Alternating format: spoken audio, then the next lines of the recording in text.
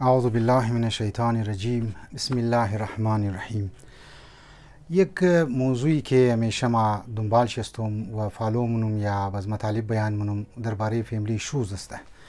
فیملی پرابلم بسیار زیاد شده، جنگ و جدل ها بسیار زیاد شده، لذا مختلف ایشوزی که در یک فیملی پیدا میشه یا پیدا شدنی است ما اونها را همیشه هایلایت منم و یک رای حل های پیش منم یا به عنوان یک خطره کی گنتی مطالب پیش منم در خدمت سروران عزیز و خدمت والدین و خصوصا او کپلزی که تازه عرصی کردن اونها باید این نکات را و این نکته ها را باید طرفش توجه بده که بسیار ضروریه و ما طرفش باید توجه بدیم. بعضی از زنها را ما میگرنی که قبلا ما گفتم که زن باید خانه اصلیش باید شوهرش باشه، جیبی شوهر خوره، اموال شوهر خوره یا شوی خوره باید اموال خود خو خیال کنه. لذا زنی که فضول خرج باشه، زنی که دستایش دراز واز باشه، همیشه دغمی جیبی شوهر خونه باشه، او شوهر خوره عزت چیره د خاک میلاومونه. ای آگاه باشه که زنی که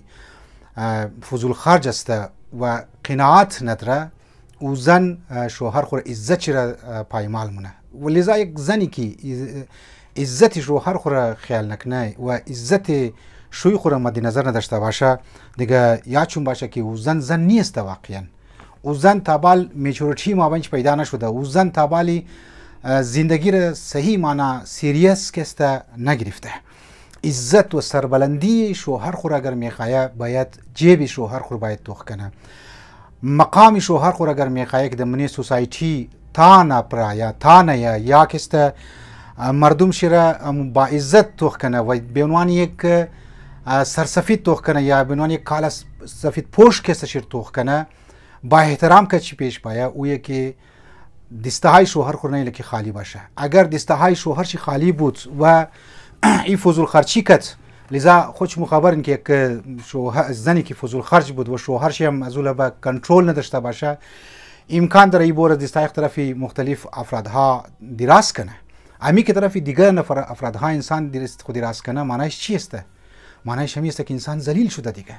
معنیش است که آبروی انسان از بین رفته. معنیش است که امو احترام خود دست خود ده. البته یک وقت است که انسان بسیار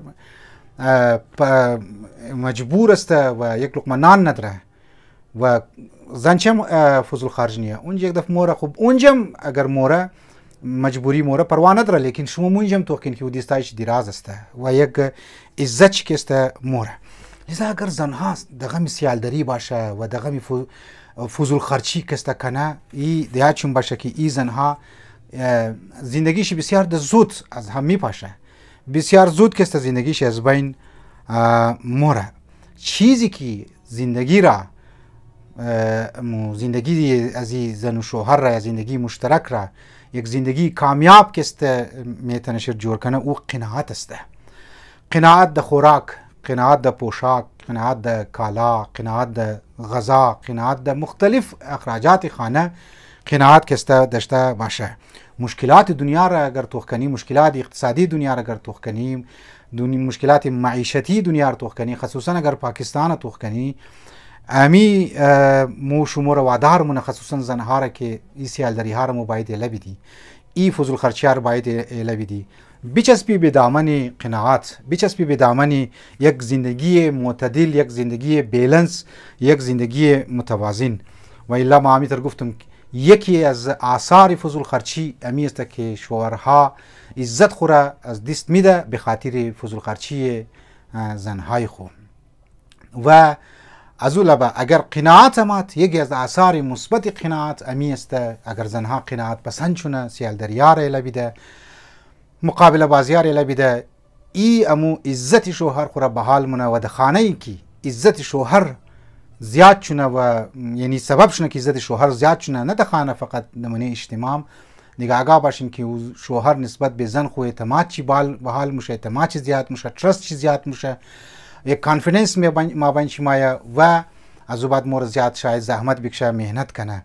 لذا دمنی دنیای معیشتی اقتصادی و معیشتی که حالت خراب است، زن و شوهر با هم باید دستای خو گرفته پلانینگ های اقتصادی باید داشته باشه، پلانینگ های معیشتی باید داشته باشه، باید پسندازها باید داشته باشه، یعنی سیوینگ باید داشته باشه تا بتونه در مختلف کرایسیس های معیشتی و اقتصادی خود را بچاو کنه و خانه خود از تباه شده محفوظ بیله. انشالله امیدوارم که این پراکنده و کمریز گبا که در ذهن ما برای بیان منم از مختلف کتابا که یادداشت کرده اونها را شما برای عمل مونین، خصوصا زنها که این روزها زیاد شکایاتی از مردها ما که زنها کنترل را گرفته، اخراجات خانه را گرفته و فضول خرج هستند و موها عزت و آبروی مو گیر دوستای مو گیر رفیقای مو گیر رشته دارای مو مورد رو و دستای مو دیراز است طرف دیگه افرادها. امیدوارم که گوار حتما بریشی گوش مون و یعنی بریشی عملم مونین. والسلام علیکم و رحمت الله و برکاته.